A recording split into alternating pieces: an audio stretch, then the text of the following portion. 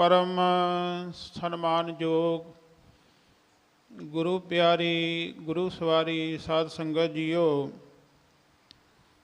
ਵੱਡਿਆਂ ਭਾਗਾਂ ਵਾਲੇ ਹੋ ਜੋ ਅੰਮ੍ਰਿਤ ਵੇਲੇ ਤੋਂ ਹੁਣ ਤੱਕ ਧੰਨ ਸਾਹਿਬ ਸ੍ਰੀ ਗੁਰੂ ਨਾਨਕ ਦੇਵ ਮਹਾਰਾਜ ਜੀਆਂ ਦੇ ਪਾਵਨ ਪਵਿੱਤਰ ਚਰਨ ਛੋਹ ਇਤਿਹਾਸਕ ਸਥਾਨ ਗੁਰਦੁਆਰਾ ਨਾਨਕ ਪਿਆਓ ਸਾਹਿਬ ਵਿਖੇ ਹਾਜ਼ਰੀਆਂ ਭਰ ਰਹੇ ਹੋ। ਸਤਿਗੁਰੂ ਜੀ ਬਖਸ਼ਾਂ ਰਹਿਮਤਾਂ ਕਰਨ। ਬੜੇ ਪ੍ਰੇਮ ਪਿਆਰ ਨਾਲ ਸਨਮਾਨਯੋਗ ਸਤਿਕਾਰਯੋਗ ਭਾਈ ਸਤਬੀਰ ਸਿੰਘ ਜੀ ਦੇ ਜਥੇ ਨੇ ਗੁਰਬਾਣੀ ਕੀਰਤਨ ਆਪ ਜੀਆਂ ਨੂੰ ਸਰਵਣ ਕਰਾਏ। ਹੁਣ ਲੜੀਵਾਰ ਗੁਰ ਸ਼ਬਦ ਵਿਚਾਰ ਦਾ ਸਮਾਂ ਹੈ। ਅੱਜ ਸਾਡੇ ਕੋਲ ਸਨਮਾਨਯੋਗ ਸਤਿਕਾਰਯੋਗ ਭਾਈ ਸਾਹਿਬ ਭਾਈ ਕਰਨਜੀਤ ਸਿੰਘ ਜੀ ਬੇਰ ਸਾਹਿਬ ਜੋ ਅੱਜ ਦੀ ਸੇਵਾ ਨਿਭਾਉਣਗੇ। ਆਓ ਬੜੇ ਪ੍ਰੇਮ ਪਿਆਰ ਨਾਲ ਕੁਝ ਸਮਾਂ ਗੁਰੂ ਦਰਬਾਰ ਵਿੱਚ ਬੈਠ ਕੇ ਕਥਾ ਵਿਚਾਰ ਭਾਈ ਸਾਹਿਬ ਜੀ को ਸਰਵਣ ਕਰੋ ਜੀ। ਬੇਨਤੀ ਪ੍ਰਵਾਨ ਕਰਨੀ। ਸਾਧ ਸੰਗਤ ਜੀਓ, ਵਾਹਿਗੁਰੂ ਜੀ ਕਾ ਖਾਲਸਾ ਵਾਹਿਗੁਰੂ ਜੀ ਕੀ ਫਤਿਹ। ਵਾਹਿਗੁਰੂ ਜੀ। ਗਿਆਨ ਧਿਆਨ ਕਿਛ ਕਰਮ ਨਾ ਜਾਣਾ, ਸਾਰ ਨਾ ਜਾਣਾ ਤੇਰੀ। ਸਭ ਤੇ ਵੱਡਾ ਸਤਿਗੁਰ ਨਾਨਕ, ਜਿਨ ਕਲ ਰਾਖੀ ਮੇਰੀ। ਮੈਂ ਮੂਰਖ ਕੀ ਕੇਤਕ ਬਾਤ ਹੈ, ਕੋਟ ਪਰਾਧੀ ਤਰਿਆਰੇ। ਗੁਰ ਨਾਨਕ ਜਿਨ ਸੁਣਿਆ ਪੇਖਿਆ, ਸੇ ਫਿਰ ਗਰਭਾਸ ਨਾ ਪਰਿਆ ਰੇ। ਤੇਰਾ ਅੰਤ ਨਾ ਜਾਈ ਲਖਿਆ, ਅਕਥ ਨਾ ਜਾਈ ਹਰ ਕਥਿਆ। ਨਾਨਕ ਜਿਨ ਕਉ ਸਤਿਗੁਰ ਮਿਲਿਆ, ਤਿਨ ਕਾ ਲੇਖਾ ਨਿਬੜਿਆ। ਨਾਨਕ ਜਿਨ ਕਉ ਸਤਿਗੁਰ ਮਿਲਿਆ, ਤਿਨ ਕਾ ਲੇਖਾ ਨਿਬੜਿਆ। ਦਸਾਂ ਪਾਤਸ਼ਾਹੀਆਂ ਦੀ ਜੋਤ, ਤਖਤ ਚੌਰ ਛਤਰ ਦੇ ਮਾਲਕ, ਧੰਨ ਆਦਿ ਸ੍ਰੀ ਗੁਰੂ ਗ੍ਰੰਥ ਸਾਹਿਬ ਜੀ ਮਹਾਰਾਜ। ਸਤਿਗੁਰਾਂ ਦੀ ਅਪਰਿਅਪਾਰ ਕਿਰਪਾ ਰਹਿਮਤ ਦਾ ਸਦਕਾ ਜਗਤ ਗੁਰੂ ਨਿਰੰਜਨੀ ਜੋਤ ਜਾਹਰ ਪੀਰ ਜਗਤ ਗੁਰ ਬਾਬਾ ਧੰਨ ਧੰਨ ਸ੍ਰੀ ਗੁਰੂ ਨਾਨਕ ਦੇਵ ਸਾਹਿਬ ਜੀ ਮਹਾਰਾਜ। ਸਤਿਗੁਰਾਂ ਦੇ ਮਹਾਨ ਪਾਵਣੀ ਅਸਥਾਨ ਗੁਰੂ ਸਾਹਿਬ ਜੀ ਦੇ ਚਰਨ ਛੋਹ ਪ੍ਰਾਪਤ ਅਸਥਾਨ ਗੁਰਦੁਆਰਾ ਨਾਨਕ ਪਿਆਓ ਸਾਹਿਬ ਜੀ ਮਹਾਰਾਜ ਜੀ ਦੇ ਪਾਵਣੀ ਅਸਥਾਨ 'ਤੇ ਗੁਰੂ ਕੇ ਪਾਵਨ ਦਰਬਾਰ ਦੀ ਮਰਿਆਦਾ ਅਨੁਸਾਰ ਅੰਮ੍ਰਿਤ ਵੇਲੇ ਗੁਰਬਾਣੀ ਦੇ ਨਿਤਨੇਮ ਆਸਾ ਕੀ ਵਾਰ ਦਾ ਸੰਪੂਰਨ ਕੀਰਤਨ ਸਤਿਗੁਰਾਂ ਦੀ ਪਾਵਨ ਹਜ਼ੂਰੀ ਅੰਦਰ ਹੋਇਆ ਹੈ। ਔਰ ਲੜੀਵਾਰ ਰੂਪ ਦੇ ਵਿੱਚ ਮਹਾਰਾਜ ਸਾਹਿਬ ਜੀ ਦੀ ਅੰਮ੍ਰਿਤ ਬਾਣੀ ਦੀ ਜੋ ਪਾਵਨ ਕਥਾ ਸਤਿਗੁਰੂ ਜੀ ਦੇ ਇਸ ਪਾਵਨ ਪਵਿੱਤਰ ਅਸਥਾਨ 'ਤੇ ਚੱਲ ਰਹੀ ਹੈ। ਗੌੜੀ ਰਾਗ ਦੀ ਭਗਤ ਬਾਣੀ ਦੇ ਅੰਦਰ ਭਗਤ ਕਬੀਰ ਸਾਹਿਬ ਜੀ ਦੀ ਰਸਨਾ ਦਾ ਪਾਵਨ ਪਵਿੱਤਰ ਸ਼ਬਦ ਬਹੁਤ ਹੀ ਸਤਿਕਾਰਯੋਗ ਗੁਰੂ ਬਾਬਾ ਜੀ ਦੇ ਦਰ ਦੇ ਗ੍ਰੰਥੀ ਸਾਹਿਬਾਨ ਤਿੰਨਾਂ ਦੀ ਰਸਨਾ ਤੋਂ ਗੁਰੂ ਕੀਆਂ ਸੰਗਤਾਂ ਨੇ ਪਾਵਨ ਸ਼ਬਦ ਦਾ ਪਾਠ ਸਰਵਣ ਕੀਤਾ ਹੈ। ਮਹਾਰਾਜ ਸਾਹਿਬ ਜੀ ਦੇ ਪਾਵਨ ਸ਼ਬਦ ਦੇ ਨਾਲ ਜੁੜਨ ਤੋਂ ਪਹਿਲਾਂ ਸਰਬੱਤ ਗੁਰੂ ਕੀ ਸੰਗਤ ਗੁਰੂ ਕੀ ਫਤਿਹ ਬੁਲਾਈਏ। ਪ੍ਰੇਮ ਸਹਿਤ ਆਖੋ ਜੀ ਵਾਹਿਗੁਰੂ ਜੀ ਕਾ ਖਾਲਸਾ ਵਾਹਿਗੁਰੂ ਜੀ ਕੀ ਫਤਿਹ। ਧੰਨ ਸ੍ਰੀ ਗੁਰੂ ਨਾਨਕ ਦੇਵ ਸਾਹਿਬ ਮਹਾਰਾਜ ਸੱਚੇ ਪਾਤਸ਼ਾਹ ਜੀ ਨੇ ਚੌਹਾਂ ਚੱਕਾਂ ਦੇ ਵਿੱਚ 9 ਖੰਡਾਂ ਦੇ ਵਿੱਚ ਸਾਰੀ ਧਰਤੀ ਤੇ ਸਭ ਪ੍ਰਿਥਵੀ ਤੇ ਵਿਚਰ ਕਰਕੇ ਸੰਸਾਰ ਨੂੰ ਉਪਦੇਸ਼ ਦਿੱਤਾ। ਬਾਬੇ ਤਾਰੇ ਚਾਰ ਚੱਕ, 9 ਖੰਡ, ਪ੍ਰਿਥਵੀ ਸੱਚਾ ਢੋਆ, ਗੁਰਮੁਖ ਕਲ ਵਿੱਚ ਪ੍ਰਗਟ ਹੋਆ। ਸਤਿਗੁਰੂ ਗਰੀਬ ਨਿਵਾਜ ਸਾਹਿਬ ਜੀ ਨੇ ਰਾਏ ਭੋਏ ਦੀ ਤਲਵੰਡੀ ਸ੍ਰੀ ਨਨਕਾਣਾ ਸਾਹਿਬ ਦੀ ਧਰਤੀ ਤੇ ਪਾਵਨ ਪ੍ਰਕਾਸ਼ ਧਾਰਿਆ। ਬਿਕਰਮੀ ਸੰਮਤ 1526 ਕੱਤਕ ਮਹੀਨੇ ਦੀ ਪੂਰਨਮਾਸ਼ੀ ਈਸਵੀ ਸਨ 1469 ਨੂੰ ਧੰਨ ਧੰਨ ਪਿਤਾ ਮਹਿਤਾ ਕਲਿਆਣ ਚੰਦ ਜੀ, ਧੰਨ ਧੰਨ ਮਾਤਾ ਤ੍ਰਿਪਤਾ ਜੀ, ਤਿੰਨਾਂ ਦੇ ਗ੍ਰਹਿ ਵਿਖੇ ਬੇਦੀ ਕੁਲ ਦੇ ਅੰਦਰ 3 ਬੇਦੀਆਂ ਕੀ ਕੁਲ ਵਿਖੈ ਪ੍ਰਗਟੇ ਨਾਨਕ ਰਾਏ, ਸਭ ਸਿੱਖਣ ਕੋ ਸੁਖ ਦਾਏ, ਜਹ ਤਹ ਭਏ ਸਹਾਏ। ਬਚਪਨ ਦੇ 15 ਸਾਲ ਮਹਾਰਾਜ ਸਾਹਿਬ ਜੀ ਨੇ ਨਨਕਾਣਾ ਸਾਹਿਬ ਦੀ ਧਰਤੀ ਤੇ ਭਾਗ ਲਾਏ। 1526 ਬਿਕਰਮੀ ਸੰਮਤ ਤੋਂ ਲੈ ਕਰਕੇ 1541 ਬਿਕਰਮੀ ਸੰਮਤ ਤੱਕ ਬਚਪਨ ਦੇ ਵਿੱਚ ਬੇਅੰਤ ਜੀਵਾਂ ਨੂੰ ਦਰਸ਼ਨ ਦੇ ਕੇ, ਉਪਦੇਸ਼ ਦੇ ਕੇ ਜੀਵਾਂ ਦੀ ਕਲਿਆਣ ਕੀਤੀ। ਰਾਏ ਭੋਏ ਦੀ ਤਲਵੰਡੀ ਨਨਕਾਣਾ ਸਾਹਿਬ ਦੀ ਧਰਤੀ ਤੇ ਦੌਲਤਾਂ ਦਾਈ ਮਹਾਰਾਜ ਸਾਹਿਬ ਜੀ ਦਾ ਦਰਸ਼ਨ ਵੇਖ ਕੇ ਨਿਹਾਲ ਹੋਈ। ਪੰਡਤ ਹਰਦਿਆਲ ਸਮੇਂ ਦੇ ਨਾਲ, ਗੋਪਾਲ ਪਾਂਧਾ, ਬ੍ਰਿਜ ਲਾਲ ਪੰਡਤ, ਮੌਲਵੀ ਕੁਤਬਦੀਨ, ਵੈਦ ਹਰਦਾਸ, ਬੇਅੰਤ ਜੀਵਾਂ ਦਾ ਉਧਾਰ ਮਹਾਰਾਜ ਸਾਹਿਬ ਜੀ ਨੇ ਕੀਤਾ।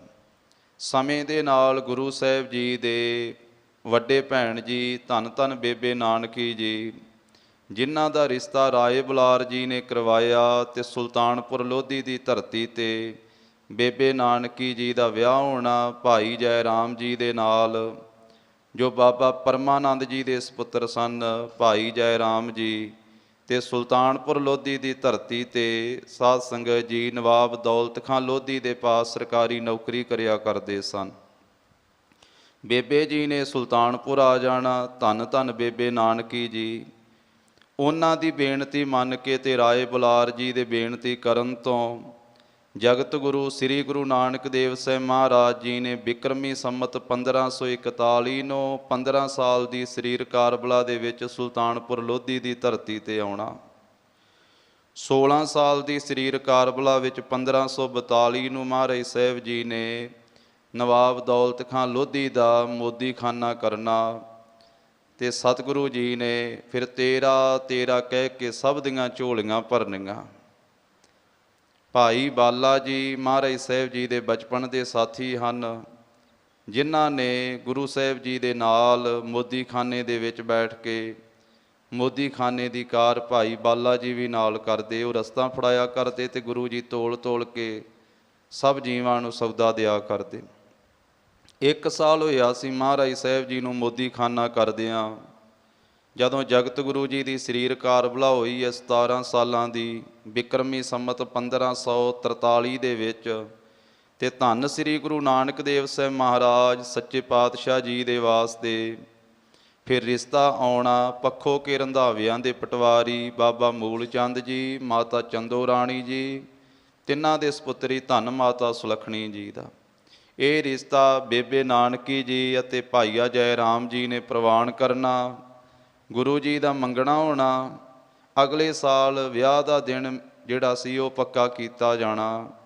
ਬਿਕਰਮੀ ਸੰਮਤ 1544 ਨੂੰ ਸੁਲਤਾਨਪੁਰ ਲੋਧੀ ਦੀ ਧਰਤੀ ਗੁਰੂ ਕਾ ਬਾਗ ਸਾਹਿਬ ਵਾਲਾ ਪਵਿੱਤਰ ਸਥਾਨ, ਜਿੱਥੇ ਧੰਨ ਧੰਨ ਬੇਬੇ ਨਾਨਕੀ ਜੀ, ਭਾਈਆ ਜੈ ਰਾਮ ਜੀ ਤੇ ਸਤਿਗੁਰੂ ਜੀ ਦਾ ਘਰ, ਉਸ ਥਾਂ ਤੋਂ ਮਹਾਰਾਜ ਸਾਹਿਬ ਜੀ ਦੀ ਬਰਾਤ ਚੜ੍ਹਨੀ ਤੇ ਬਟਾਲੇ ਦੀ ਧਰਤੀ ਤੇ ਜਾਣੀ। 18 ਸਾਲ ਦੀ ਉਮਰ ਵਿੱਚ ਗੁਰੂ ਜੀ ਦਾ ਆਨੰਦ ਕਾਰਜ ਵਿਆਹ ਹੋਣਾ ਧੰਨ ਮਾਤਾ ਸੁਲੱਖਣੀ ਜੀ ਦੇ ਨਾਲ।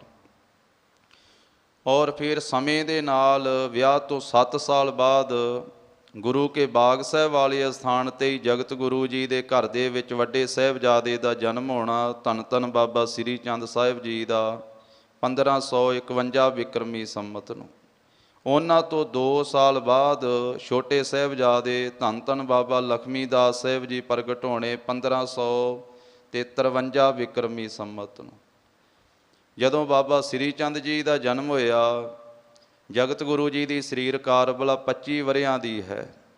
ਜਿਸ ਵੇਲੇ ਬਾਬਾ ਲਖਮੀ ਦਾਸ ਸਾਹਿਬ ਜੀ ਦਾ ਜਨਮ ਹੋਇਆ, ਜਗਤ ਗੁਰੂ ਜੀ ਦੀ ਸਰੀਰ ਕਾਰਬਲਾ 27 ਵਰਿਆਂ ਦੀ ਹੈ। ਔਰ ਉਸ ਤੋਂ 1 ਸਾਲ ਬਾਅਦ ਬਿਕਰਮੀ ਸੰਮਤ 1554 ਨੂੰ ਮਹਾਰਾਜ ਸਾਹਿਬ ਜੀ ਨੇ ਫਿਰ 28 ਸਾਲ ਦੀ ਸਰੀਰ ਕਾਰਬਲਾ ਦੇ ਵਿੱਚ ਮੋਦੀਖਾਨਾ ਤਿਆਗਿਆ ਤੇ ਪਹਿਲੀ ਉਦਾਸੀ ਮਹਾਰਾਜ ਸਾਹਿਬ ਜੀ ਨੇ ਆਰੰਭ ਕੀਤੀ। ਕਿਉਂਕਿ ਜੋ ਇਹ ਪਵਿੱਤਰ ਸਥਾਨ ਹੈ ਦਿੱਲੀ ਦੇ ਵਿੱਚ ਗੁਰਦੁਆਰਾ ਨਾਨਕ ਪਿਆਓ ਸਾਹਿਬ, ਇਹਦਾ ਸੰਬੰਧ ਜਗਤ ਗੁਰੂ ਜੀ ਦੀ ਪਹਿਲੀ ਉਦਾਸੀ ਦੇ ਨਾਲ ਹੈ। ਮਹਾਰਾਜ ਸਾਹਿਬ ਜੀ ਨੇ 28 ਸਾਲ ਦੀ ਸਰੀਰ ਕਾਰਬਲਾ ਦੇ ਵਿੱਚ ਪਹਿਲੀ ਉਦਾਸੀ ਆਰੰਭ ਕੀਤੀ ਹੈ, ਪੂਰਬ ਦੀ ਉਦਾਸੀ। ਔਰ ਉਸ ਮੌਕੇ 'ਤੇ ਮਹਾਰਾਜ ਸਾਹਿਬ ਜੀ ਇੱਥੇ ਵੀ ਆਏ। ਇਹ ਪਹਿਲੀ ਉਦਾਸੀ ਆਰੰਭ ਕਰਨ ਤੋਂ ਜਿਹੜਾ ਪਹਿਲਾ ਸਮਾਂ ਮਹਾਰਾਜ ਸਾਹਿਬ ਜੀ ਦਾ ਹੈ, 15 ਸਾਲ ਦੀ ਸਰੀਰ ਕਾਰਬਲਾ ਤੋਂ ਲੈ ਕੇ 28 ਸਾਲ ਦੀ ਸਰੀਰ ਕਾਰਬਲਾ ਤੱਕ, ਇਹ ਜਗਤ ਗੁਰੂ ਮਹਾਰਾਜ ਸਾਹਿਬ ਜੀ ਨੇ ਸੁਲਤਾਨਪੁਰ ਲੋਧੀ ਦੀ ਧਰਤੀ ਨੂੰ ਭਾਗ ਲਾਏ, ਜਿੱਥੇ ਮਹਾਰਾਜ ਸਾਹਿਬ ਜੀ ਨੇ ਹਰ ਰੋਜ਼ ਗਰੀਬ ਨਵਾਜ਼ ਸੱਚੇ ਪਾਤਸ਼ਾਹ ਜੀ ਨੇ ਮੋਦੀਖਾਨੇ ਵਿੱਚੋਂ ਜਾਣਾ ਤੇ ਵੇਈ ਨਦੀ ਦੇ ਕੰਢੇ 'ਤੇ ਮਹਾਰਾਜ ਸਾਹਿਬ ਜੀ ਨੇ ਪਹੁੰਚ ਕੇ ਅੰਮ੍ਰਿਤ ਵੇਲੇ ਦਾਤਨ ਕਰਨੀ ਤੇ ਵੇਈ ਨਦੀ ਦੇ ਵਿੱਚ ਇਸ਼ਨਾਨ ਕਰਨਾ। ਉਹਦੇ ਕੰਢੇ ਦੇ ਉੱਤੇ ਚੌਂਕੜਾ ਲਾ ਕੇ ਆਪਣੇ ਧਿਆਨ ਵਿੱਚ ਲੀਨ ਹੋਣਾ। ਜਿੱਥੇ ਰੋਜ਼ ਮਹਾਰਾਜ ਜੀ ਦਾਤਨ ਕਰਿਆ ਕਰਦੇ ਸਨ, ਅੰਮ੍ਰਿਤ ਵੇਲੇ ਦਾ ਇਸ਼ਨਾਨ ਕਰਦੇ ਸੀ ਧੰਨ ਸ੍ਰੀ ਗੁਰੂ ਨਾਨਕ ਦੇਵ ਸਾਹਿਬ ਜੀ ਮਹਾਰਾਜ। ਇੱਕ ਦਿਨ ਭਾਈ ਭਗੀਰਥ ਜੀ ਮਲਸੀਆਂ ਦੇ ਚੌਧਰੀ, ਉਹਨਾਂ ਨੇ ਮਹਾਰਾਜ ਸਾਹਿਬ ਜੀ ਨੂੰ ਬੇਰੀ ਦੀ ਦਾਤਨ ਭੇਟ ਕੀਤੀ। ਸਤਿਗੁਰੂ ਜੀ ਨੇ ਦਾਤਨ ਕਰਕੇ ਉੱਥੇ ਗੱਡੀ ਤੇ ਵੇਈ ਨਦੀ ਦੇ ਕੰਢੇ 'ਤੇ ਉਹ ਬੇਰ ਸਾਹਿਬ ਅਸਥਾਨ ਸੋਭਨੀਕ ਹੈ, ਮਹਾਰਾਜ ਸਾਹਿਬ ਜੀ ਦਾ ਪਾਵਨ ਪਵਿੱਤਰ ਅਸਥਾਨ, ਜਿੱਥੇ ਸਾਧ ਸੰਗਤ ਜੀ ਮਹਾਰਾਜ ਸਾਹਿਬ ਜੀ ਨੇ ਉਹ ਬੇਰੀ ਦੀ ਦਾਤਨ ਲਾਈ। ਆਪਣ ਤੇ ਚਲ ਨੀਰ ਕੇ ਤੀਰ ਪੈ ਦੰਤਨ ਧਾਵਣ ਆਣ ਕਰੀ, ਗਾਡ ਦਈ ਧਰ ਹੋਤ ਭਇਓ ਤਾਰ, ਹੈ ਅਬ ਲਓ ਬਾਰ ਸੋ ਬਦਰੀ। ਭਾਈ ਸੰਤੋਖ ਸਿੰਘ ਜੀ ਨੇ ਇਹ 17 ਇਤਿਹਾਸ ਦੇ ਵਿੱਚ ਅੰਕਿਤ ਕੀਤੀਆਂ ਹਨ ਕਿ ਮਹਾਰਾਜ ਸਾਹਿਬ ਜੀ ਨੇ ਜੋ ਬੇਰੀ ਦੀ ਦਾਤਨ ਲਾਈ, ਉਹ ਅੱਜ ਤੀਕ ਵੀ ਸੋਭਨੀਕ ਹੈ। ਗੁਰਦੁਆਰਾ ਸ੍ਰੀ ਬੇਰ ਸਾਹਿਬ ਸੰਗਤਾਂ ਦਰਸ਼ਨ ਕਰਦੀਆਂ। ਔਰ ਉੱਥੇ ਹੀ ਮਹਾਰਾਜ ਨੇ ਅੰਮ੍ਰਿਤ ਵੇਲੇ ਦਾ ਉਪਦੇਸ਼ ਬਖਸ਼ਿਆ। ਅੰਮ੍ਰਿਤ ਵੇਲਾ ਸੱਚ ਨਾਉ ਵਡਿਆਈ ਵਿਚਾਰ, ਕਰਮੀ ਆਵੇ ਕੱਪੜਾ ਨਦਰੀ ਮੋਖ ਦੁਆਰ, ਨਾਨਕ ਏਵੈ ਜਾਣੀਐ ਸਭ ਆਪੇ ਸਚਿਆਰ।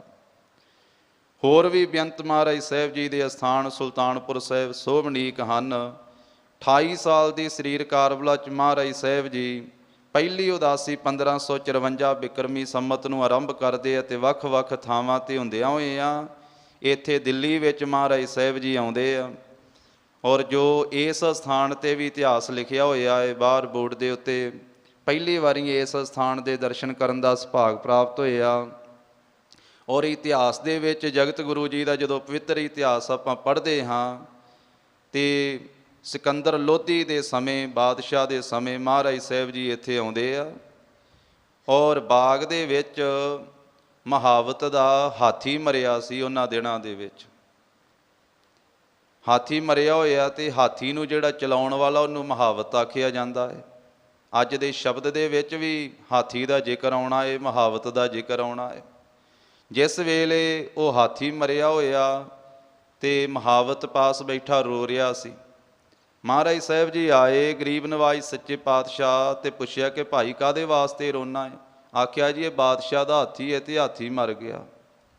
ਮਹਾਰਾਜ ਕਹਿਣ ਲੱਗੇ ਵੀ ਬਾਦਸ਼ਾਹ ਲੋਕਾਂ ਨੂੰ ਕਿਹੜੀ ਕੋਈ ਕਮੀ ਹੁੰਦੀ, ਕੋਈ ਘਾਟਾ ਹੁੰਦਾ, ਇੱਕ ਹਾਥੀ ਮਰ ਗਿਆ, ਹੋਰ ਕਿੰਨੇ ਹਾਥੀ ਹੋਣਗੇ ਪਾਸ? ਕਹਿਣ ਲੱਗਾ ਜੀ ਬਾਦਸ਼ਾਹ ਨੂੰ ਤਾਂ ਕੋਈ ਘਾਟਾ ਨਹੀਂ, ਪਰ ਮੇਰੀ ਰੋਜੀ ਰੋਟੀ ਇਸ ਹਾਥੀ ਦੇ ਕਰਕੇ ਚੱਲਦੀ ਸੀ, ਮੈਂ ਇਸ ਨੂੰ ਚਲਾਉਣ ਵਾਲਾ ਮਹਾਵਤ ਹਾਂ। ਮੇਰੇ ਪਰਿਵਾਰ ਦੀ ਜਿਹੜੀ ਲੋੜ ਸੀ, ਗੁਜ਼ਾਰਾ ਇਸ ਹਾਥੀ ਦੇ ਕਰਕੇ ਹੁੰਦਾ ਸੀ। ਮੈਂ ਹਾਥੀ ਨੂੰ ਚਲਾਉਣ ਦੀ ਨੌਕਰੀ ਕਰਦਾ ਸਾਂ, ਹਾਥੀ ਦਾ ਮਹਾਵਤ ਸਾਂ, ਹਾਥੀ ਦਾ ਡਰਾਈਵਰ ਸਾਂ।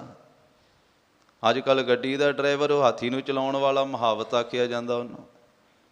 ਮਹਾਰਾਜ ਕਹਿਣ ਲੱਗੇ ਵੀ ਬਾਦਸ਼ਾਹ ਲੋਕਾਂ ਕੋਲੇ ਤਾਂ ਹੋਰ ਵੀ ਹਾਥੀ ਬਹੁਤ ਹੁੰਦੇ। ਜਦੋਂ ਉਹਨੇ ਬੇਨਤੀ ਕੀਤੀ ਤੇ ਮਹਾਰਾਜ ਨੇ ਆਖਿਆ ਵੀ ਭਾਈ ਮਰਦਾਨਿਆ ਆ ਜਲ ਦਾ ਛੱਟਾ ਦੇ ਤੇ ਕਹੋ ਸਤਿਨਾਮ ਵਾਹਿਗੁਰੂ। ਜਲ ਦਾ ਛੱਟਾ ਜਿਸ ਵੇਲੇ ਦਿੱਤਾ ਤੇ ਉਸ ਵੇਲੇ ਸਾਧ ਸੰਗਤ ਜੀ ਉਹ ਹਾਥੀ ਜਿਹੜਾ ਸੀ ਉਹ ਜਿਉਂਦਾ ਹੋ ਗਿਆ। ਇੱਥੇ ਮਹਾਰਾਜ ਸਾਹਿਬ ਦੀ ਮਹਿਮਾ ਸਾਰੇ ਦਿੱਲੀ ਦੇ ਵਿੱਚ ਫੈਲੀ ਵੀ ਕੋਈ ਮਹਾਂਪੁਰਖ ਆਏ ਆ 3, ਤੇ ਉਹਨਾਂ ਨੇ ਮਰਿਆ ਹੋਇਆ ਹਾਥੀ ਜਿਉਂਦਾ ਕਰ ਦਿੱਤਾ ਹੈ। ਤੇ ਜਿਸ ਵੇਲੇ ਇਹ ਸੋਭਾ ਫੈਲੀ ਤੇ ਬਾਦਸ਼ਾਹ ਦਾ ਜਿਹੜਾ ਕਾਜੀ ਸੀ ਉਹ ਵੀ ਨਾਲ ਤੇ ਹੋਰ ਲੋਕ ਵੀ ਇਕੱਠੇ ਹੋ ਕੇ ਵੇਖਣ ਗਏ। ਤੇ ਮਹਾਰਾਜ ਸਾਹਿਬ ਜੀ ਨੂੰ ਕਹਿਣ ਲੱਗਾ ਕਿ ਵੀ ਇਹ ਹਾਥੀ ਤੁਸੀਂ ਜਿਉਂਦਾ ਕੀਤਾ? ਸਤਿਗੁਰੂ ਕਹਿਣ ਲੱਗੇ ਕਿ ਭਾਈ ਇਹ ਤਾਂ ਕਰਤਾਰ ਦੇ ਹੁਕਮ ਦੇ ਵਿੱਚ ਹੀ ਆ, ਸਭ ਕੁਝ ਕਰਤਾਰ ਦੇ ਹੁਕਮ ਦੇ ਨਾਲ ਹੀ ਆ। ਕਹਿਣ ਲੱਗਾ ਵੀ ਜੇ ਤੁਸੀਂ ਜਿਉਂਦਾ ਕੀਤਾ ਤੇ ਫੇਰ ਮਾਰ ਕੇ ਵਿਖਾਓ। ਉਹ ਖਹਿੜੇ ਹੀ ਪੈ ਗਿਆ। ਮਹਾਰਾਜ ਕਹਿਣ ਲੱਗੇ ਕਿ ਭਾਈ ਜੇ ਕਰਤਾਰ ਨੂੰ ਭਾਇਆ ਤੇ ਮਰ ਵੀ ਜਾਵੇਗਾ। ਉਹ ਹਾਥੀ ਫੇਰ ਮਰ ਗਿਆ ਤੇ ਉਹ ਮਹਾਵਤ ਫੇਰ ਰੋਵੇ, ਮਹਾਰਾਜ ਇਹ ਕਾਜੀ ਨੇ ਤਾਂ ਪਰਖ ਕਰ ਲਈ ਹੈ, ਪਰ ਮੇਰੀ ਤਾਂ ਰੋਜੀ ਰੋਟੀ ਚਲੇ ਗਈ। ਸਤਿਗੁਰੂ ਜੀ ਨੇ ਉਹਦੀ ਬੇਨਤੀ ਮੰਨ ਕੇ ਫੇਰ ਹਾਥੀ ਜਿਉਂਦਾ ਕੀਤਾ ਸੀ। ਐਸਾ ਇਤਿਹਾਸ ਦੇ ਵਿੱਚ ਜ਼ਿਕਰ ਆਉਂਦਾ ਸਾਧ ਸੰਗਤ ਜੀ। ਫਿਰ ਮਹਾਰਾਜ ਸਾਹਿਬ ਜੀ ਦੇ ਚਰਨੀ ਪਏ, ਸਾਰੇ ਖਿਮਾ ਮੰਗੀ ਤੇ ਸਤਿਗੁਰੂ ਗਰੀਬ ਨਵਾਜ ਸਾਹਿਬ ਜੀ ਨੇ ਇੱਥੇ ਸਭ ਨੂੰ ਉਪਦੇਸ਼ ਦਿੱਤਾ ਕਿ ਭਾਈ ਧਰਮ ਦੀ ਕਿਰਤ ਕਰੋ, ਵੰਡ ਕੇ ਛਕੋ, ਨਾਮ ਜਪੋ। ਤੇ ਇੱਥੇ ਗਰੀਬ ਨਵਾਜ ਸਾਹਿਬ ਜੀ ਨੇ ਇਹ ਜੋ ਪੁਰਾਣੀ ਖੂਹੀ ਹੈ, ਸੰਗਤਾਂ ਨੂੰ ਜਲ ਛਕਾਉਣ ਦਾ ਪ੍ਰਬੰਧ ਮਹਾਰਾਜ ਸਾਹਿਬ ਜੀ ਨੇ ਕੀਤਾ ਔਰ ਲੰਗਰ ਦਾ ਪ੍ਰਵਾਹ ਚਲਾਇਆ। ਕਿਉਂਕਿ ਲੰਗਰ ਦਾ ਜਿਹੜਾ ਪ੍ਰਵਾਹ ਹੈ ਤਾਂ ਨਨਕਾਣਾ ਸਾਹਿਬ ਦੀ ਧਰਤੀ ਤੋਂ ਹੀ ਮਹਾਰਾਜ ਨੇ ਆਰੰਭ ਕਰ ਦਿੱਤਾ ਸੀ ਨਾ। ਜਦੋਂ ਪਿਤਾ ਜੀ ਨੇ 20 ਰੁਪਈਏ ਦਿੱਤੇ ਸਨ ਤੇ ਆਖਿਆ ਸੀ ਵੀ ਕੋਈ ਖਰਾ ਸੌਦਾ ਕਰੋ, ਸੱਚਾ ਸੌਦਾ ਕਰੋ ਜਿਹਦੇ ਵਿੱਚ ਲਾਭ ਹੋਵੇ। ਤੇ ਮਹਾਰਾਜ ਸਾਹਿਬ ਜੀ ਗਏ ਤੇ ਉਹ ਸੰਤ ਰੇਣ ਜੀ ਦੀ ਮੰਡਲੀ 7 ਦਿਨਾਂ ਦੇ ਭੁੱਖੇ ਸਾਧੂ ਸੀ, ਉਹਨਾਂ ਨੂੰ ਉਹ ਰਸਤ ਬਸਤ ਲਿਆ ਕਰਕੇ ਤੇ ਪ੍ਰਸ਼ਾਦਾ ਪਾਣੀ ਛਕਾਇਆ ਸੀ, ਲੰਗਰ ਚਲਾਇਆ ਸੀ।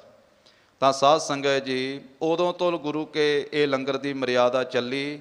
ਇਹ ਸ੍ਰੀ ਗੁਰੂ ਨਾਨਕ ਸਾਹਿਬ ਜੀ ਦੇ ਘਰ ਦੀ ਵਡਿਆਈ। ਮਹਾਰਾਜ ਜਿੱਥੇ ਗਏ ਉੱਥੇ ਆਖਿਆ ਭਾਈ ਧਰਮਸ਼ਾਲਾ ਬਣਾਓ, ਸਵੇਰੇ ਸ਼ਾਮ ਕਰਤਾਰ ਦੀ ਕੀਰਤੀ ਕਰਿਆ ਕਰੋ, ਧਰਮ ਦੀ ਕਿਰਤ ਕਰੋ ਔਰ ਉਹਦੇ ਵਿੱਚੋਂ ਫਿਰ ਸੰਗਤਾਂ ਨੂੰ ਲੋੜਵੰਦਾਂ ਨੂੰ ਪ੍ਰਸ਼ਾਦਾ ਪਾਣੀ ਛਕਾਓ, ਵੰਡ ਕੇ ਛਕੋ ਤੇ ਨਾਮ ਜਪੋ। ਇਹ ਉਪਦੇਸ਼ ਧੰਨ ਸ੍ਰੀ ਗੁਰੂ ਨਾਨਕ ਦੇਵ ਸਾਹਿਬ ਮਹਾਰਾਜ ਸਾਹਿਬ ਜੀ ਨੇ ਬਖਸ਼ਿਆ, ਗਰੀਬ ਨਵਾਜ ਸਾਹਿਬ ਜੀ ਨੇ। ਔਰ ਇਸ ਪਵਿੱਤਰ ਸਥਾਨ ਦੇ ਦਰਸ਼ਨ ਕਰਨ ਦਾ ਸੁਭਾਗ ਪ੍ਰਾਪਤ ਹੋਇਆ। ਸਾਧ ਸੰਗਤ ਜੀ ਧੰਨ ਸ੍ਰੀ ਗੁਰੂ ਨਾਨਕ ਦੇਵ ਸਾਹਿਬ ਜੀ ਮਹਾਰਾਜ ਜਿਨ੍ਹਾਂ ਨੇ 4 ਚੱਕਾਂ ਨੂੰ ਉਪਦੇਸ਼ ਬਖਸ਼ਿਆ। ਬਾਬੇ ਤਾਰੇ 4 ਚੱਕ, 9 ਖੰਡ ਪ੍ਰਿਥਵੀ ਸੱਚਾ ਢੋਆ, ਗੁਰਮੁਖ ਕਲ ਵਿੱਚ ਪ੍ਰਗਟ ਹੋਆ। ਜੋ ਅੱਜ ਦਾ ਪਵਿੱਤਰ ਸ਼ਬਦ ਮਹਾਰਾਜ ਸਾਹਿਬ ਜੀ ਨੇ ਬਖਸ਼ਿਆ ਹੈ, ਸੋ ਸਾਧ ਸੰਗਤ ਜੀ ਪ੍ਰੇਮ ਸਹਿਤ ਸਰਵਣ ਕਰੀਏ। ਇੱਕ ਵਾਰੀ ਸਾਰੀ ਸੰਗਤ ਗੱਜ ਕੇ ਆਖੋ ਜੀ, ਸਤਨਾਮ ਸ੍ਰੀ ਵਾਹਿਗੁਰੂ ਸਾਹਿਬ ਜੀ। ਗੌੜੀ ਕਾਲ ਬੂਤ ਕੀ ਹਸਤਨੀ, ਮਨ ਬਉਰਾ ਰੇ, ਚਲਤ ਰਚਿਓ ਜਗਦੀਸ਼। ਭਗਤ ਕਬੀਰ ਸਾਹਿਬ ਜੀ ਕਾਂਸ਼ੀ ਦੇ ਵਿੱਚ ਸੰਗਤਾਂ ਨੂੰ ਉਪਦੇਸ਼ ਦਿੰਦੇ, ਨਾਮ ਬਾਣੀ ਨਾਲ ਜੋੜਦੇ। ਭਗਤ ਜੀ ਦਾ ਕੋਈ ਸੰਗੀ ਸੀ ਸਾਧ ਸੰਗਤ ਜੀ। ਭਗਤ ਜੀ ਦੀ ਸੰਗਤ ਕਰਕੇ ਸੇਵਾ ਸਿਮਰਨ ਕਰਿਆ ਕਰਦਾ, ਨਾਮ ਜਪਿਆ ਕਰਦਾ। ਤੇ ਭਗਤ ਜੀ ਦੇ ਸੰਗੀ ਦਾ ਜੋ ਬੇਟਾ ਹੈ ਉਹ ਮਾੜੀ ਸੰਗਤ ਦੇ ਵਿੱਚ ਪੈ ਗਿਆ, ਵਕਾਰੀ ਬਣ ਗਿਆ, ਨਸ਼ਿਆਂ ਵਿਸ਼ਿਆਂ ਦੇ ਵਿੱਚ ਗਲਤਾਨ ਹੋ ਗਿਆ।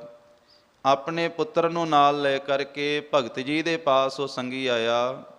ਉਸ ਪ੍ਰੇਮੀ ਨੇ ਬੇਨਤੀ ਕੀਤੀ ਕਿ ਭਗਤ ਜੀ ਮੈਂ ਤਾਂ ਤੁਹਾਡੀ ਸੰਗਤ ਕਰਕੇ ਨਾਮ ਜਪਦਾ ਹਾਂ, ਪਰ ਇਹ ਮੇਰਾ ਬੇਟਾ ਮਾੜੀ ਸੰਗਤ ਵਿੱਚ ਪੈ ਕਰਕੇ ਵਕਾਰੀ ਹੋ ਗਿਆ ਹੈ, ਨਸ਼ੇ ਤੇ ਵਿਸ਼ਿਆਂ ਦੇ ਵਿੱਚ ਗਲਤਾਨ ਹੋ ਗਿਆ ਹੈ।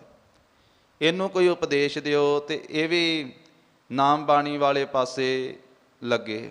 ਉਸ ਮੌਕੇ ਤੇ ਭਗਤ ਜੀ ਨੇ ਇਹ ਪਵਿੱਤਰ ਸ਼ਬਦ ਉਚਾਰਨ ਕਰਕੇ ਉਪਦੇਸ਼ ਬਖਸ਼ਿਆ ਜੋ ਅੱਜ ਦਾ ਸ਼ਬਦ ਹੈ।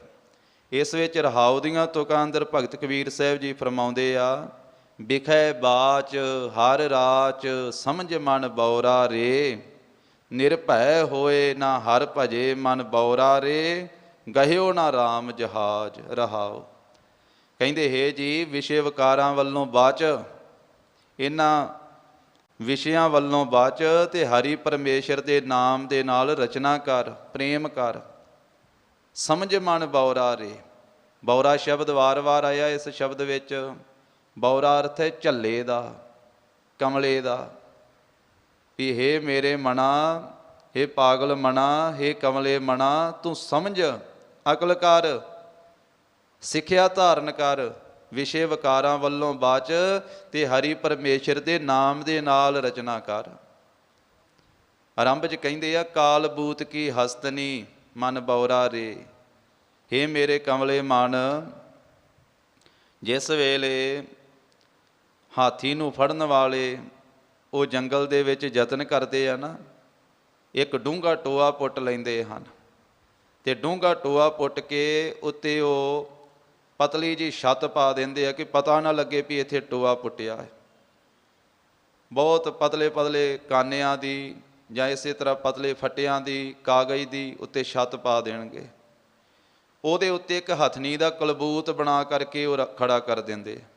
ਕਾਲਬੂਤ ਕੀ ਹਸਤਨੀ, ਜਿਹੜਾ ਹਥਨੀ ਦਾ ਢਾਂਚਾ ਹੈ, ਹਥਨੀ ਦਾ ਕਲਬੂਤ ਹੈ, ਕਾਗਜ਼ ਦਾ ਬਣਾਇਆ ਹੋਇਆ, ਨਕਲੀ ਹਥਨੀ ਬਣਾਈ ਹੋਈ, ਉਹ ਉੱਥੇ ਜਦੋਂ ਰੱਖ ਦਿੰਦੇ ਹਨ ਤੇ ਉਸ ਵੇਲੇ ਫਿਰ ਐਸੀ ਹਾਲਤ ਹੈ, ਉਹ ਹਥਨੀ ਵੱਲੇ ਵੇਖ ਕਰਕੇ ਹਾਥੀ ਦੌੜ ਕੇ ਉਧਰ ਨੂੰ ਆਉਂਦਾ ਹੈ।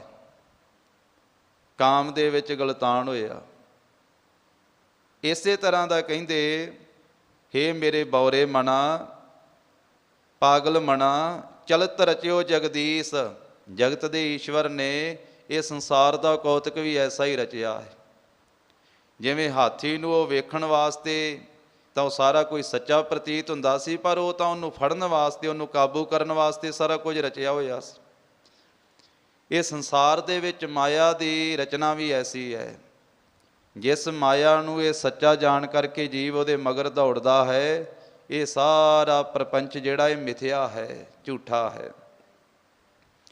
ਇਹ ਵਿਸ਼ੇ ਵਿਕਾਰਾਂ ਦੇ ਵਿੱਚ ਸੱਚਾ ਸੁੱਖ ਜਾਣ ਕਰਕੇ ਜੀਵ ਵਿਕਾਰਾਂ ਦੇ ਵਿੱਚ ਦੌੜ ਲਾਉਂਦਾ ਹੈ। ਇਹ ਵਿਸ਼ੇ ਵਿਕਾਰਾਂ ਦਾ ਜਿਹੜਾ ਸੁੱਖ ਇਹਨੇ ਮੰਨਿਆ ਹੋਇਆ ਹੈ, ਇਹ ਵੀ ਝੂਠਾ ਸੁੱਖ ਹੈ।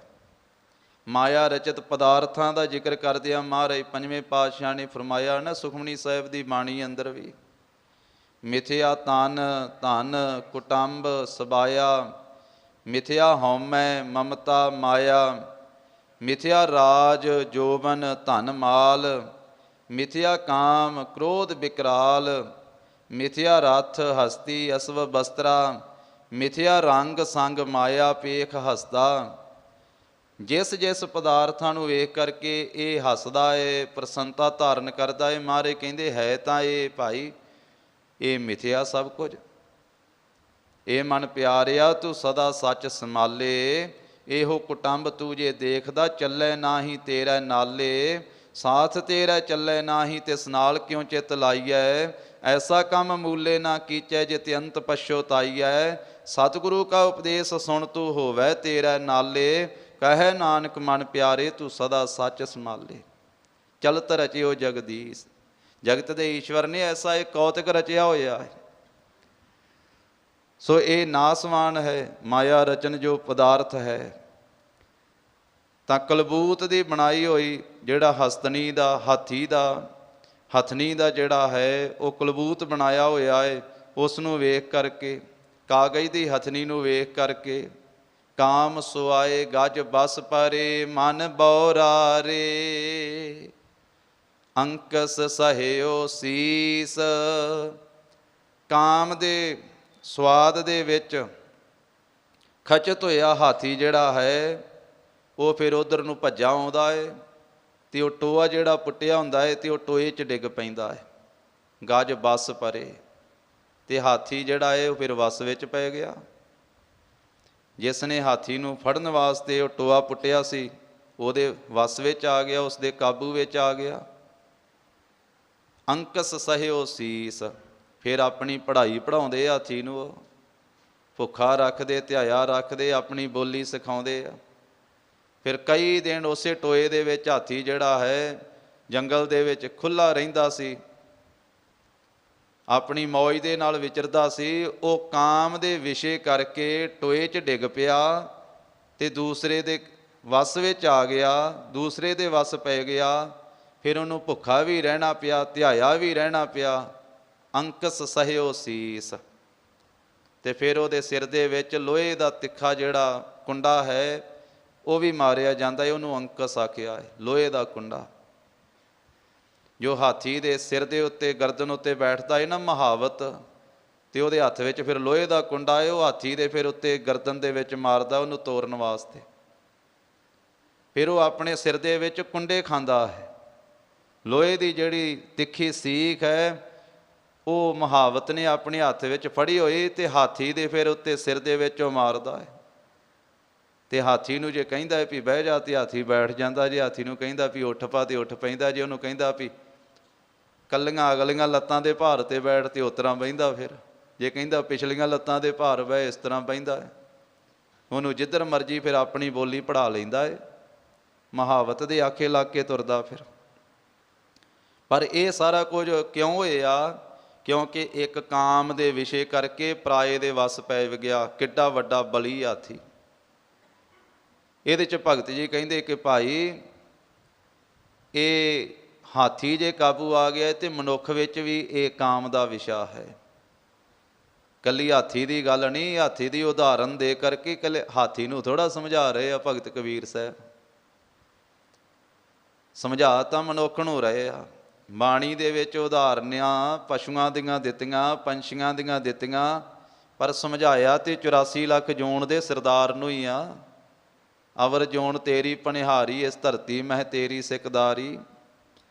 ਆਖਿਆ ਜੇ ਕਾਮ ਦੇ ਵਿਸ਼ੇ ਕਰਕੇ ਹਾਥੀ ਏਡਾ ਬਲੀ ਹੋ ਕਰਕੇ ਕਾਬੂ ਆ ਜਾਂਦਾ ਏ ਤੇ ਬੰਦਿਆ ਤੂੰ ਵੀ ਤਾਂ ਕਾਮ ਦੇ ਅਧੀਨ ਹੋ ਕਰਕੇ ਪਰਾਏ ਦੇ ਵਸ ਵਿੱਚ ਹੀ ਆਇਆ ਹੋਇਆ ਹੈ ਨਾ।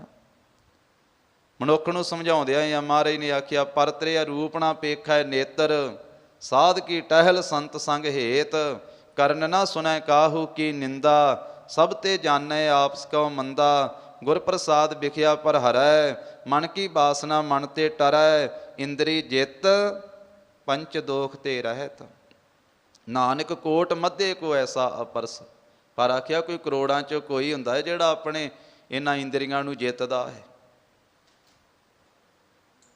ਭਗਤ ਰਵਿਦਾਸ ਸਾਹਿਬ ਜੀ ਦਾ ਵਚਨ ਹੈ, ਉਹਨਾਂ ਨੇ ਵੀ 5 ਵਿਸ਼ਿਆਂ ਦਾ ਜ਼ਿਕਰ ਕਰਦਿਆਂ ਆਖਿਆ ਮ੍ਰਿਗ ਮੀਨ ਭ੍ਰਿੰਗ ਪਤੰਗ ਕੁੰਚਰ ਏਕ ਦੋਖ ਵਿਨਾਸ਼।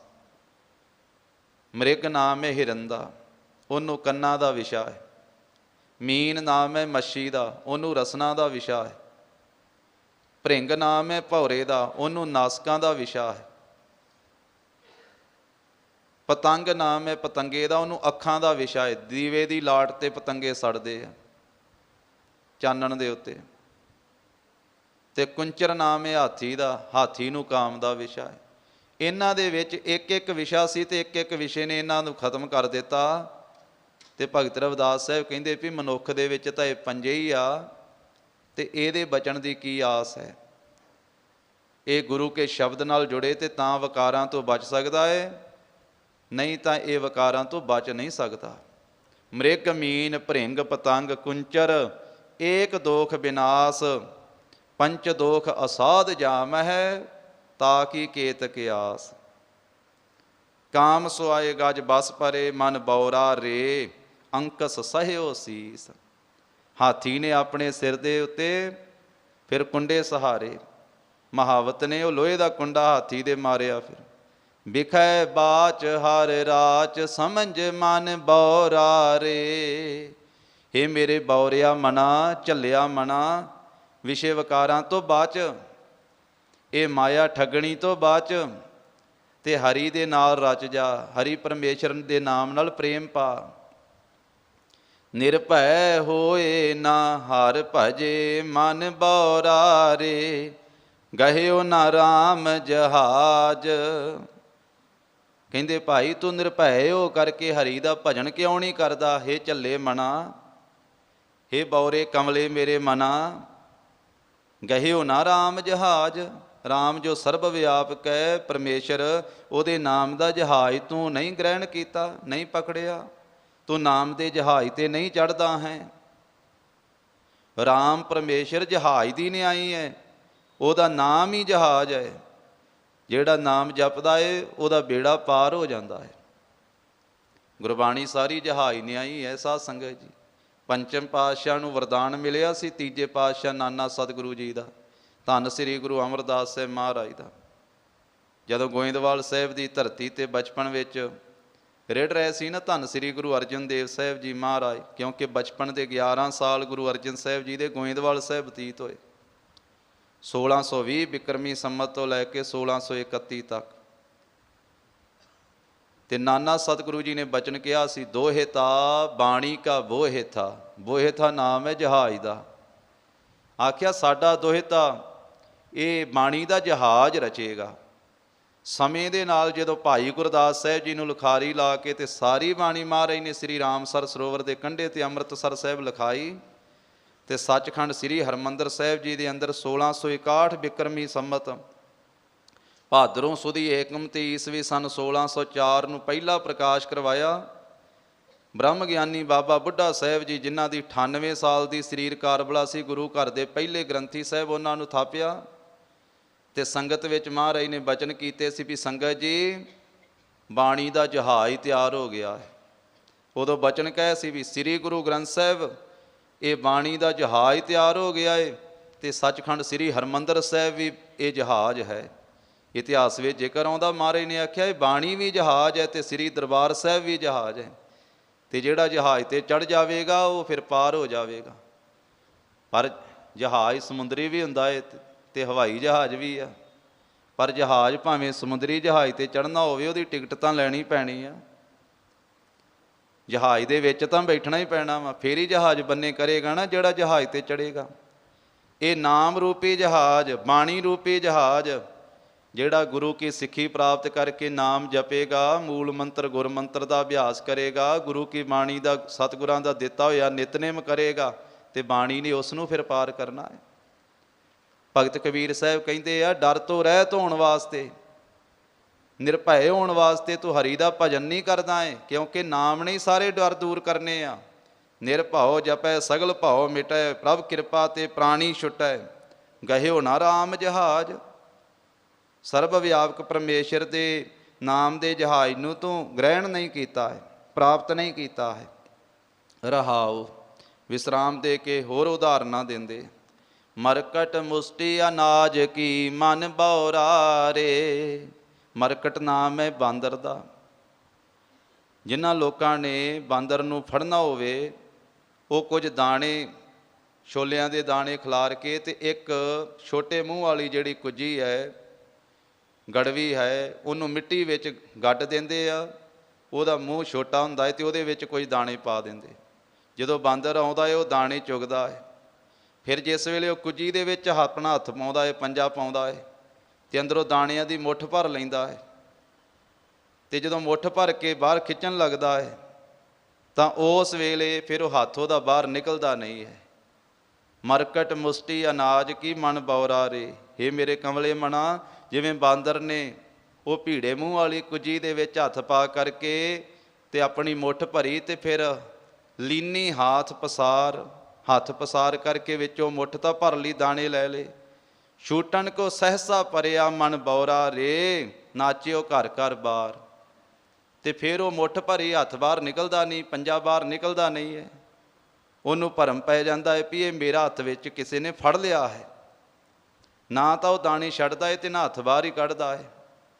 ਤੇ ਫਿਰ ਕਾਬੂ ਹੋ ਜਾਂਦਾ ਹੈ ਤੇ ਫਿਰ ਉਹ ਲੋਕਾਂ ਦੇ ਘਰਾਂ ਵਿੱਚ ਦਰਵਾਜ਼ਿਆਂ ਦੇ ਅੱਗੇ ਨੱਚਦਾ ਫਿਰਦਾ ਹੈ, ਨਾਚੇ ਉਹ ਘਰ ਘਰ ਬਾਰ।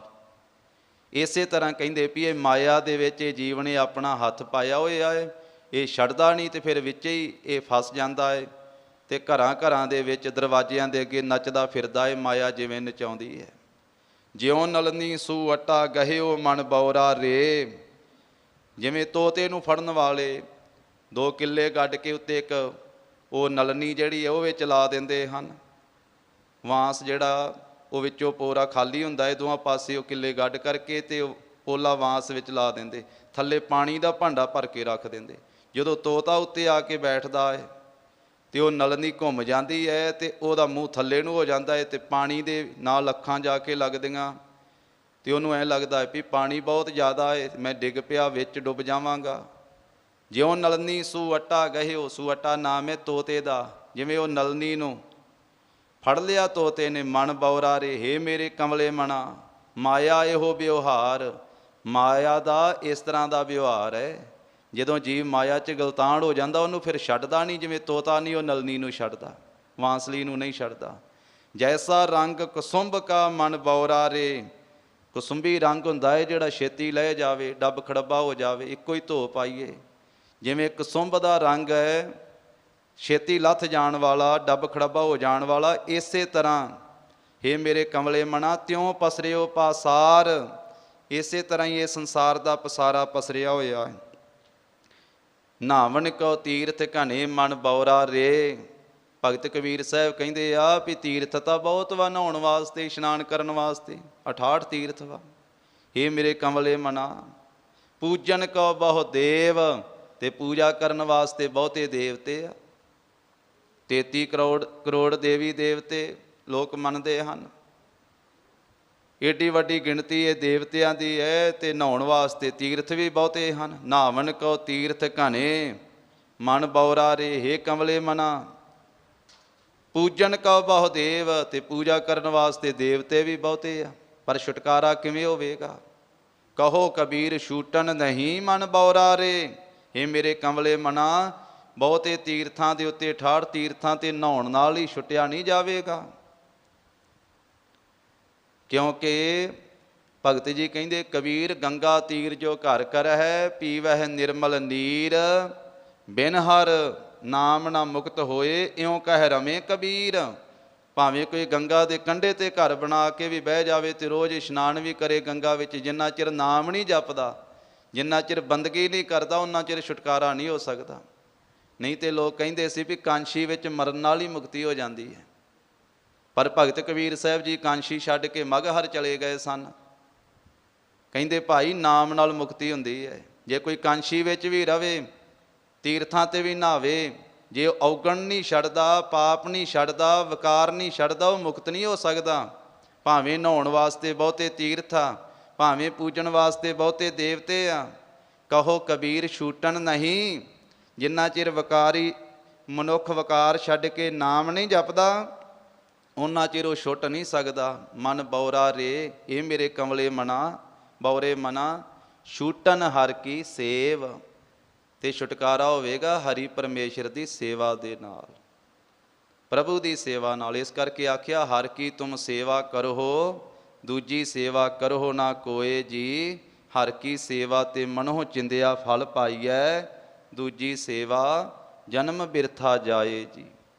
ਧੰਨ ਸ੍ਰੀ ਗੁਰੂ ਨਾਨਕ ਦੇਵ ਸਾਹਿਬ ਮਹਾਰਾਜ ਸਾਹਿਬ ਜੀ ਨੇ ਸਾਨੂੰ ਇਹ ਉਪਦੇਸ਼ ਦਿੱਤਾ ਕਿ ਭਾਈ ਜਿਸ ਨੇ ਸਾਰੀ ਸ੍ਰਿਸ਼ਟੀ ਪੈਦਾ ਕੀਤੀ ਹੈ, ਜਿਸ ਨੇ ਮਨੁੱਖਾਂ ਨੂੰ, ਦੇਵਤਿਆਂ ਨੂੰ, ਦੈਂਤਾਂ ਨੂੰ, ਸਾਰੀ ਸ੍ਰਿਸ਼ਟੀ ਨੂੰ ਪੈਦਾ ਕੀਤਾ, ਉਸ ਇੱਕ ਪਰਮੇਸ਼ਰ ਦੀ ਭਗਤੀ ਕਰੋ, ਇੱਕ ਦੇ ਨਾਲ ਜੁੜੋ।